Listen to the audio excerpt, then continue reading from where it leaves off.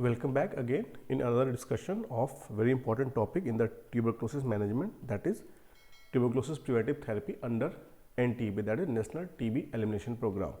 So what is the objective of discussion? Our objective of discussion is, first we will try to understand some basics, that is always very important. We will try to understand the basics of latent infection and its role in the future development of tubercular disease. We will also study some stats and studies for TPT, that is TB preventive therapy. We will also able to understand, we will also discuss something about impact of TPT, how important is preventive therapy and what is its impact on tuberculosis management, and especially to bring down our tuberculosis cases down to a eradication level. So, and we will also discuss about some target populations, at-risk populations where TPT is indicated and where we give preventive therapy.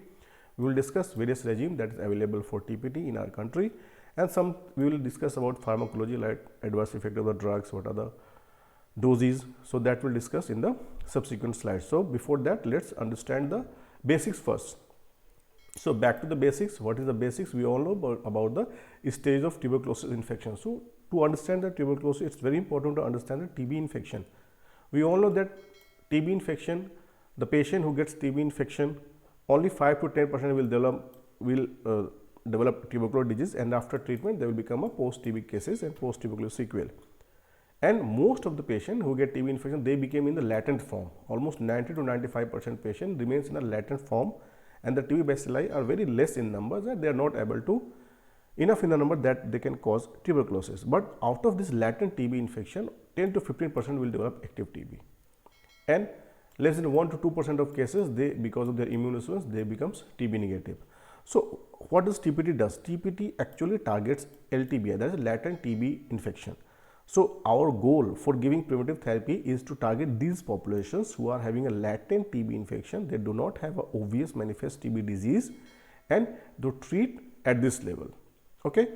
So as we all know that it has a two disease-related condition, tuberculosis spectrum. One is LTBI, that is latent TB infection. Another is our frank TB disease, where we treat the TB patients with the standard chemotherapy and anti-tubercular drugs.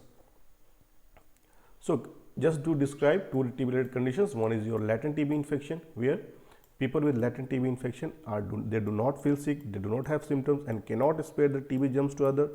They can have the latent TB infection for years and have a small amount of TB germs in their bodies that are alive but inactive. Here we can see in the lungs there are only 3 TB bacilli in case of latent TB infection. But latent TB infection can develop into TB disease.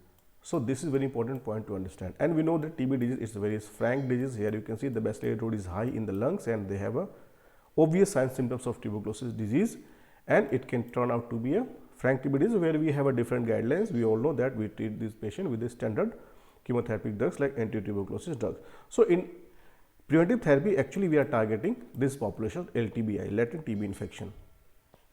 So not everyone who is infected with TB becomes sick, because they have two spectrums. One is LTBI infection, one is a TB disease. So in the LTBI, latent TB infection, they have a very small amount of TB germs in his or body that are alive but inactive. But in the case of TB disease, obviously we know that there is a large amount of TB bacilli in the germs in his or body. In latent TB infection, they cannot spread TB germs to other, but in the patient with TB disease, they have an infective status, they may spread TB germs to the other patient. And in the patient with LTBI, they does not feel sick but may become sick if the germs becomes active in his or her body to cause development of your TB disease in that situation. And but the TB patient who are really, they are sick, they may feel sick, and they have a signs symptoms like cough, fever, and or weight loss. Okay. And patient with TB latent TB infection, they have a positive TST, positive TB skin test, or TB blood test that indicates your TB infection. That is, we do Montauk's test and IGRA. And obviously, the person with TB disease, they will also have a positive TB skin test and TB blood test that will indicate your TB infection. And for LTBI, latent TB infection, we should consider treatment for latent TB infection to prevent TB disease. And obviously, the patient with the frank tuberculosis, they needs treatment for TB disease that we do.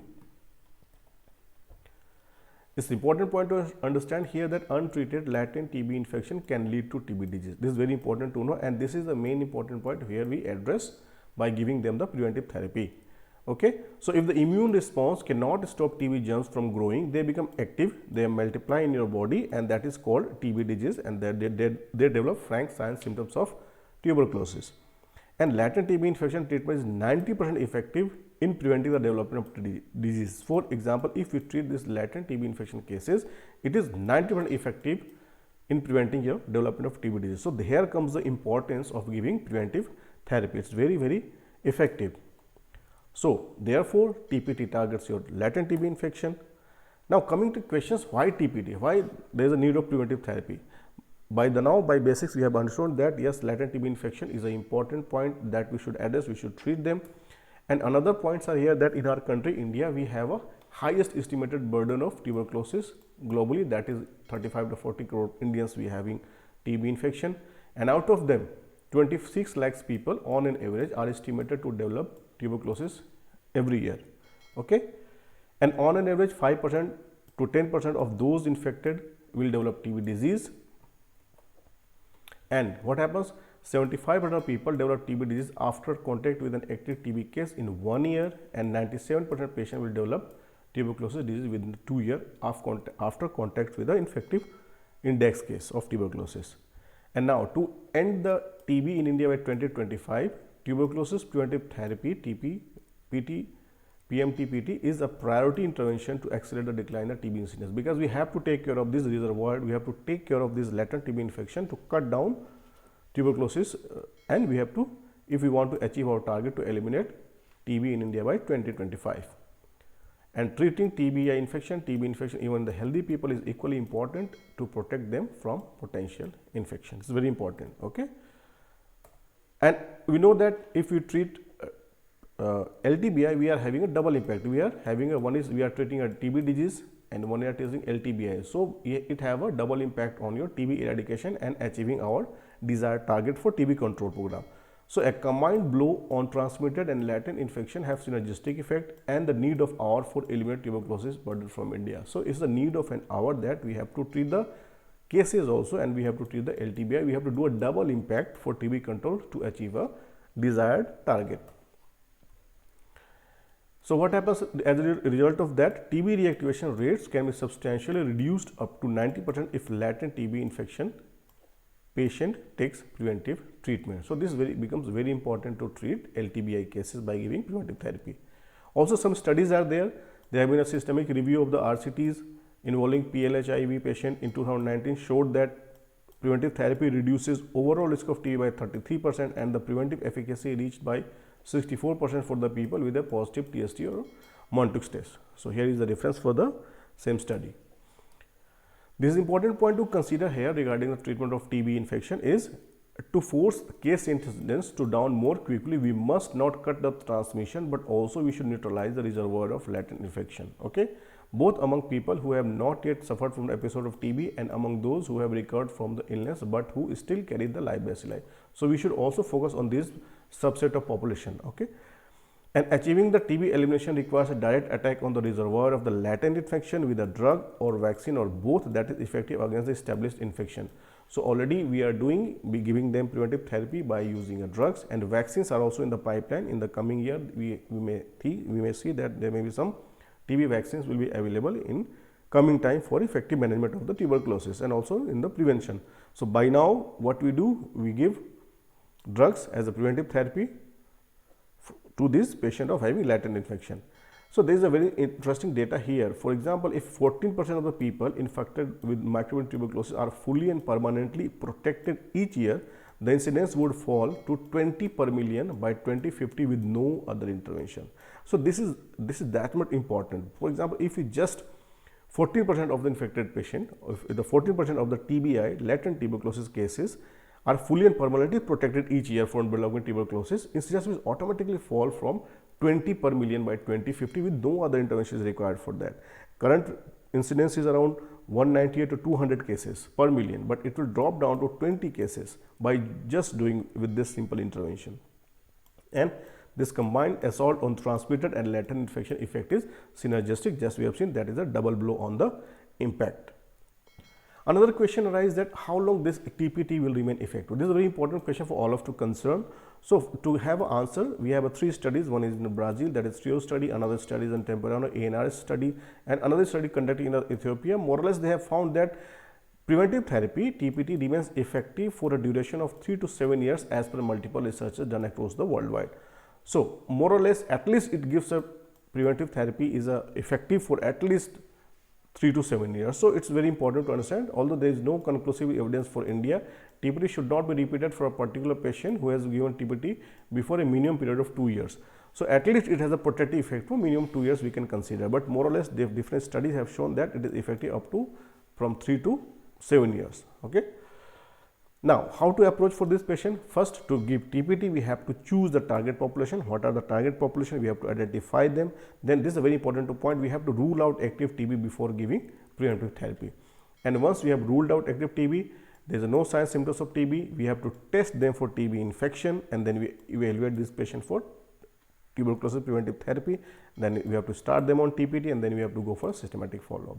Another side, if they have a presumptive TB, then and TB is confirmed, they have to, obviously we have to start them on standard TB treatment, and this patient should be on the systematic follow-up. And in presumptive TB cases, if active TB is ruled out, then again these patients are candidate for preventive therapy. What are the target population for the TPT? Target populations are very important. We have to observe to whom we are going to give preventive therapy. That is, one is your people living with HIV plus ART, adult and children of more than 12 months, infants less than 12 months with HIV, in contact with the active TB case. If the mother is having active TB, sputum positive pulmonary TB cases, household contacts below 5 years of pulmonary tuberculosis patient. These pulmonary tuberculosis patients, whether they are microbiologically confirmed or clinical radiological, all cases, but those patients who are having contact with the sputum smear positive pulmonary tuberculosis patient, they are taken on the high priority. But all pulmonary patients, whether it is microbiologically confirmed or clinical radiological diagnosed, they should be provided. Household contacts must be provided with your TPT, preventive therapy, after ruling out active TB disease. Household contacts 5 years and above pulmonary TB patient, TPT among TB infection positive or after ruling out active TB disease.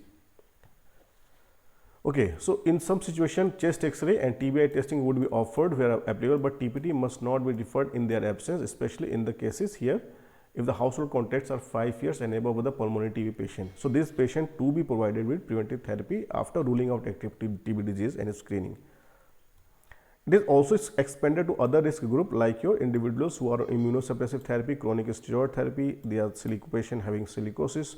Some patients are planned on anti-TNF-alpha treatment like your rheumatoid arthritis, and in those cases, and the patient who are on dialysis and the patient who are preparing for organ or hematological transplantation, they should be also provided TPT after ruling out active TB disease. So they should also be provided with your preventive therapy. So current program is giving, this is a very target population here, more or less as of now. Our current program is involving household contacts of 5 years and above pulmonary TB patient. All household actually, all household contacts of 5 years and above pulmonary TB patient, they should be given TPT. And household contacts below 5 years of pulmonary TB patient, they are also candidate for preventive therapy. So at present, what is the situation is, any patient who is taking for tuberculosis treatment for pulmonary tuberculosis TB patient, all contacts are screened for active TB in the family members and they are provided with your TPT. This is done by our healthcare and health supervisor. They go and they visit the patient home and they try to find out who are at risk population, and these all contacts of your index cases are provided with preventive therapy. And now this program is getting escalated day by day and as the time is coming up. So this is a target population. One is PL-HIV patient, all household contacts of PTB cases. Here comes the important point. PTB means it is either microbiologically confirmed or clinical radiological diagnosis. Okay, and individuals on immunosuppressive therapy, people with silicosis, people with anti-TNF-alpha treatment, patient on dialysis, patient preparing for organ or hematological transplantation. These are all the candidate for TPT after ruling out active TB. That we all know that ruling out active TB is mandatory before initiation of preventive therapy. So how to diagnose TB infection? We have a 2 tests available in our country at present. That is, one is TB skin test that we call Montoux test, another is the TB blood test, that is IGRA. So we do TST and IGRA to diagnose TB infection. Either of these tests can be used to assess TB infection. Both TST and IGRA means the immune sensitization, that is a type 4 or delayed type of hypersensitivity to the microbacterial protein and disease that we know. So what is the algorithm for TB screening and providing TPT in India? This is your algorithm. once the target population is identified and traced by a healthcare worker either through a home visit or virtually, that is tele or video consultation at the facility level, screening of high risk group is initiated by first ascertaining their eligibility, contraindication and provision of TPT as per the algorithm in the next slide. That is, so once the patient is having screened for preventive therapy, we have a three set of population, that is one is HIV positive, another is household contact and other risk group. So HIV positive patient, in those patients, first if they have a contact with a pulmonary tuberculosis patient, we will screen them for any symptoms of current cough or fever or weight loss or night sweat. These are called the 4H symptoms of tuberculosis. If that is present, if that is yes, then we have to investigate them for active tuberculosis. If there is no active tuberculosis and the symptoms are absent, then we will assess for preventive treatment is contraindicated or not. If it is not contraindicated, then we will give them preventive treatment. If it is contraindicated, then we will refer them. Preventive therapy cannot be given in that situation. What happens in household contacts? We will screen all the household contacts of a case, and if they are found to be symptomatic, then we have to, if they are symptomatic, then we have to rule out for active TB, and if active TB is ruled out, then we will plan them for TPT. And if they are not symptomatic, if they are less than 5 years, if more than 5 years plus, then we will do for TST or IGRA test to rule out, to look for the TB infection. If that is negative, no action is taken, but if that is positive or unavailable, then we will look for preventive treatment contraindicated.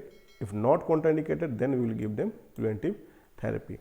If TST IGRA cannot be done, for example, if TST IGRA sometimes is not available, so what we do in that situation, we can also do X-ray. If X-ray is normal, then we will plan this patient for preventive therapy. If X-ray is any abnormal, for example, X-ray is looking, we can see any shadows on the X-ray, abnormal opacity is there on X-ray, then in that situation, this patient we should investigate for active tuberculosis, and after ruling out active TB, if active TB is not there, then we will plan for TPT. So this is very simplified. So, but in case of less than 5 years, if the household contact is less than 5 years, then all should be provided with preventive therapy. Here we do not have to go for TST or IGRA. All cases less than 5 years, they should be given preventive therapy unless not contraindicated. Fine. In other risk group, we will do a TST or IGRA, and according to based on those reports, we will give them TPT. So this is very important to understand that TPT is provided depending on your patient profile and the associated risk groups. Okay.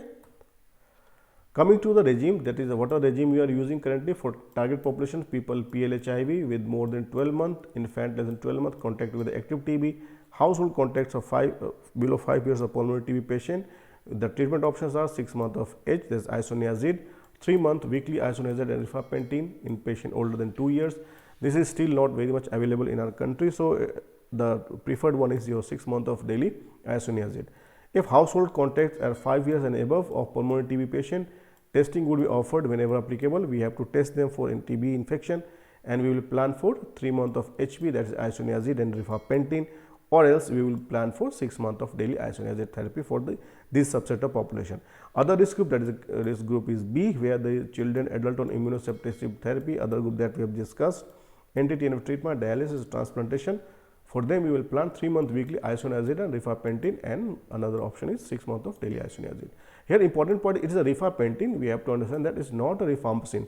What is happening? Sometimes the rheumatologist and some other, actually because of non-availability of drug, they are using rifampicin. So actually, it's not like that. It is a isoniazid and rifampicin. So better to use 6 months of isoniazid, because there is some availability of rifampicin remains a issue most of the time. So this is the regime, TPT regime and doses of the medicines for the 6 months of isoniazid therapy for age less than 10 years and age 10 years and older. That is dose is 5 mg per kg per day. For less than 10 years, dose is very high. Dose is just double, that is 10 mg per kg per day. And here the 3 month weekly rifampicin plus isoniazid formulation, medicine formulation, depending on the age and the weight band, that we give them tablets as per their weight band. Coming to the role of pyridoxine and its availability, we all know that the standard dose of pyridoxine when used prophylactically for prevention of mononeuropathy among patients taking isoniazid is, we know that isoniazid cause neuropathy, it can cause neuropathy, so we give prophylactically pyridoxine. So that is 10 mg per day in case of children and 25 milligram per day in adults. An adult PL-HIV patient, they have a high risk for developing neuropathy. So, in that case, dose is your 50 milligram per day.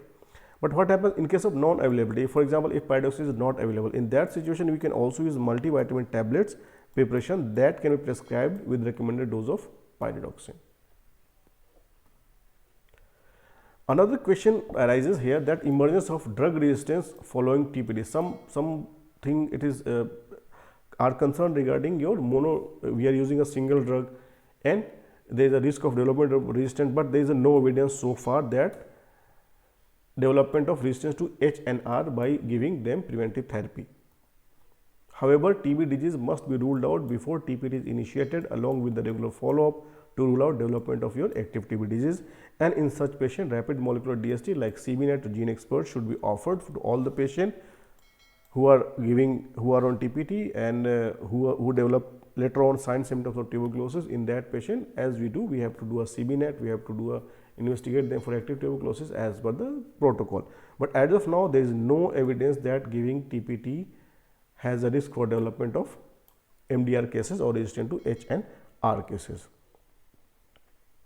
So, coming to discussion of little bit of pharmacology, that is adverse effect of what are the drugs. Usually isoniazid is well tolerated, but sometimes it has effect of asymptomatic elevation of serum liver enzymes. It can cause hepatitis, peripheral neuropathy like paresthesia, numbness and limp pain. It can cause skin rashes, sleepiness and lethargy. It can cause. Rare adverse events are convulsions, pellagra, arthralgia, anemia and liposuction. Actually, convulsion is an important side effect, and that sometimes patient who has isoniazid, they sometimes throw seizures, especially those patients who are having seizure disorders underlying, or they have a prone to develop a seizure. So, this should be taken care of, especially if the patient is having a history of seizure disorders in past. Side effects of rifampicin are, this is very important, that gastrointestinal reactions like abdominal pain, nausea and vomiting, hepatitis, generalized cutaneous reactions, thrombocytopenic purpura, discoloration of the body fluids. We all know this is a common side effect. Osteomalacia, pseudomonas colitis and these pseudomonas crisis, these are your rarest, and they are the not very common side effect. Like the same rifampicin have the same side effect like rifampicin profile, that is GI gastrointestinal reactions like abdominal pain, nausea, vomiting, hypersensitivity reactions, hepatitis and discoloration of the body fluid. So, this is some adverse effects, but most adverse drug events associated with HB regime are mild and self-resolving without sequelae. But co-administration of commonly used antiretroviral drugs with TPT regime 6H and 3HP is safe, and alternatives are available when low ARV exposure is suspected for drug to drug interaction. We can use another option in that matter.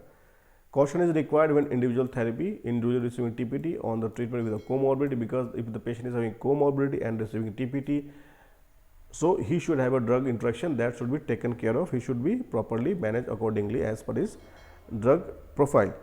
And when this is very important, point number 4, that women on hormone contraceptive should use additional barrier contraceptive to avoid pregnancy when using rifampicin based TPT, because we know that rifampicin is strong enzyme inducers, and we know that if a woman is using oral contraceptive pills, that can lead to the OC, oral contraceptive failure, because of their strong enzyme inducer effect of rifamycin based TPT. And LFT prior to initiating TPT are not totally indicated. Baseline and follow-up LFT are only needed when there is a defined risk such as pre-existing liver disease, regular use of alcohol, HIV infection and pregnancy or immediate postpartum period. So, in that situation LFT is usually required, but otherwise LFT is not a prior indication. LFT is not required routinely while starting a TPT.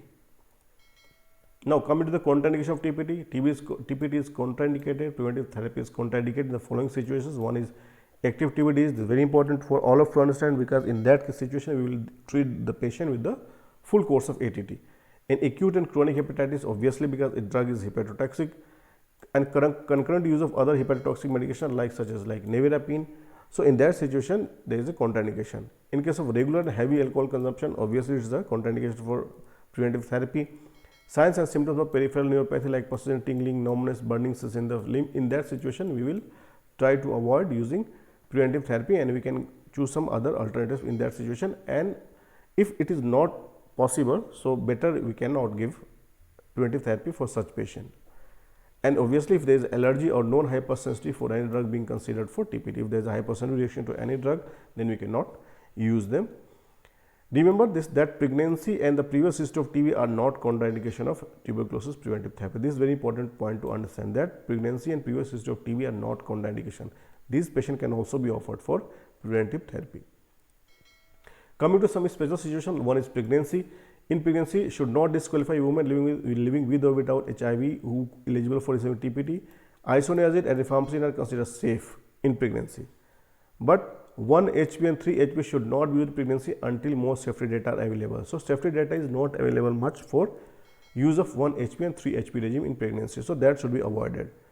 Rifampicin and rifampicin interact with oral and hormonal contraceptive medications with a potential risk for decreased contraceptive efficacy because of their strong enzyme inducer effect we have just discussed. And isoniazid and rifampicin or rifampicin are associated with the liver damage because they are the hepatotoxic drugs. Rifampicin or rifampicin TPT preventive therapy regime should not be co-administered with the protease inhibitors or nevirapine. The BCG vaccination should not be delayed even if TPT is administered. Rifamycin can decrease the concentration of HCV drugs to a subtherapeutic level. So, to conclude, to eliminate TB, we must treat LTBI by preventive therapy, and target population should be offered TPT under program condition effectively. And yes, TPT is effective for prevention of development of TB disease. Latent TB infection treatment is 90% effective in preventing the development of disease. This is very important to understand. So, treat LTBI to prevent TB. Thank you so much for watching. In the part 2 video of this discussion, we will discuss preventive therapy for contacts in the MDR TB cases. So, if there is a contact for MDR patient, then what is the preventive therapy in those situations? We will study in our next part 2 video of this. So, thank you so much and see you all in the next video.